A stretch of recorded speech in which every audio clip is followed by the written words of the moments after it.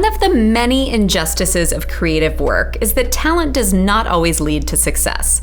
The world of art is by no means a meritocracy. That's why you see work valued for millions that you think you could do yourself. And that's why plenty of super talented artists never get the attention or reward they deserve. But just because you don't get your due right now doesn't mean it's never gonna come. And just because you're famous right now doesn't mean the rug isn't gonna get pulled out from under you. I have proof. So you may have heard of the 17th century Italian Baroque artist Artemisia Gentilschi. But if you'd been born a century earlier, you probably wouldn't have. If you take a look at the Google Books Ngram viewer and enter her name, you can see a graph that charts how often her name appears in English language books between a set of years. This tool analyzes a database of over 5 million books and allows you to chart the frequency of any set of comma-delimited search strings. If the search term is found in 40 or more books, then the frequency is plotted on a graph. And the data is normalized by the number of books published in each year. You can also filter by language and see that in her home country of Italy, there's a much better chance you'd have heard of her a century ago. Now, this tool certainly has its flaws, including faulty optical character recognition. But Google claims it's relatively reliable from 1800 onward, and we're gonna work from that assumption. Because the holy grail for any artist is not just selling art and having shows, but being written about.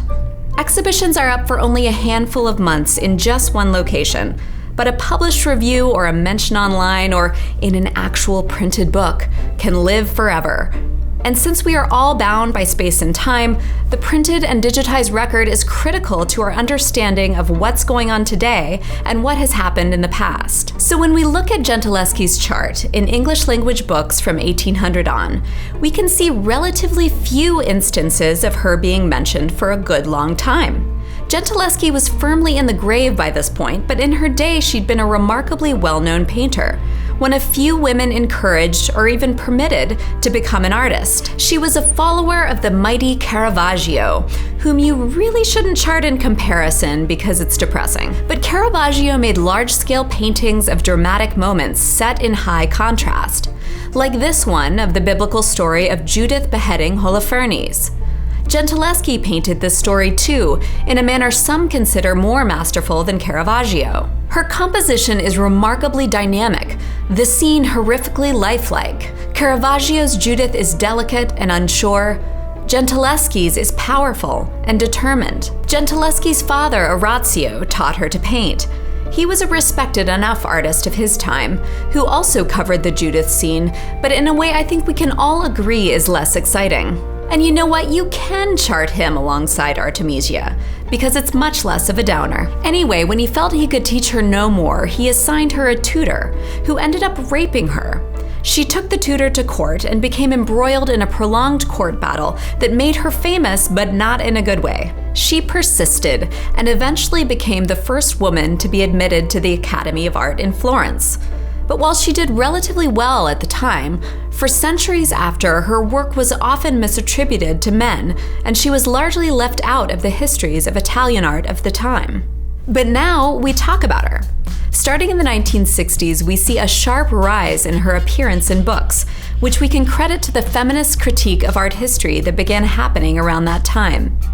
Historians started to take another look at the art historical canon, that elite club of artists who have passed from hopeful humans tinkering around in their studios to the geniuses worthy of our adoration. The perfect storm of second-wave feminism, the civil rights movement, and the Chicano and gay rights movements provided the conditions for people to wonder more vocally why there seemed to be only white male artists in our history books. Linda Nochlin wrote an essay in 1971 that you should really read, which explores the question, why have there been no great women artists? She talks about the assumptions we make about how art gets made and by whom, saying, these assumptions, conscious or unconscious, link together such unlikely superstars as Michelangelo and Van Gogh, Raphael and Jackson Pollock under the rubric of great, an honorific attested to by the number of scholarly monographs devoted to the artist in question.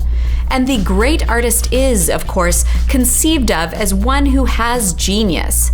Genius, in turn, is thought of as an atemporal and mysterious power, somehow embedded in the person of the great artist. With this in mind, we're led to ask what the conditions were of Gentilschi's time that limited her own career, but allowed Caravaggio to rise to the designation of genius. Nochlin argues that a dispassionate, impersonal, sociological, and institutionally oriented approach would reveal the entire romantic, elitist, individual glorifying, and monograph producing substructure upon which the profession of art history is based, and which has only recently been called into question by a group of younger dissidents. These younger dissidents resurrected and rediscovered the work of a number of artists. Flemish still life painter Clara Peters saw a similar resurgence, as did Dutch artist Judith Leister, whose name languished in obscurity for ages, until a painting attributed to Frans Hals was acquired by the Louvre in 1893 and found to have her initials.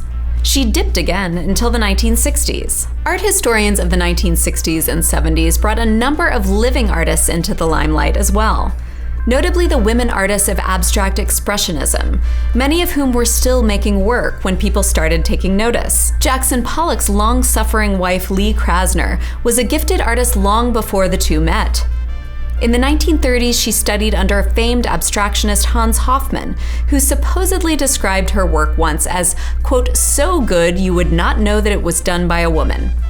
That was a compliment. Krasner was barely mentioned at all until Pollock's death in 1956 gave her a bump in notoriety. But it was in those golden 70s that her name began to find its place in art news and art history, leading her to say in 1973, "It's too bad that women's liberation didn't occur 30 years earlier in my life." Under-recognized Black artists began to see increased attention at this time as well. The artists you see graphed here had been making art for some time, without enormous attention, when the trend starts to move upward. Jacob Lawrence began his career in the 1930s, and did receive attention for his Migration series in the 40s, but it was in 1960 that his first museum retrospective came. Master collagist Romer Bearden saw a similar surge of recognition in the 60s, and actively worked to create exhibition opportunities for others.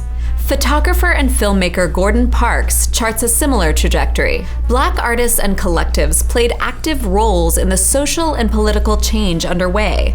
And throughout the 80s and 90s, we saw a surge in the number of exhibitions and books focusing on African American art, and a growing interest across fields in both identity politics and the experience of marginalized groups. But again, it's all relative when you bring in a name like Andy Warhol to put it in perspective. But these shifts are still meaningful and measurable. And as you can see if you look at the trajectories of some artists, fame doesn't last forever.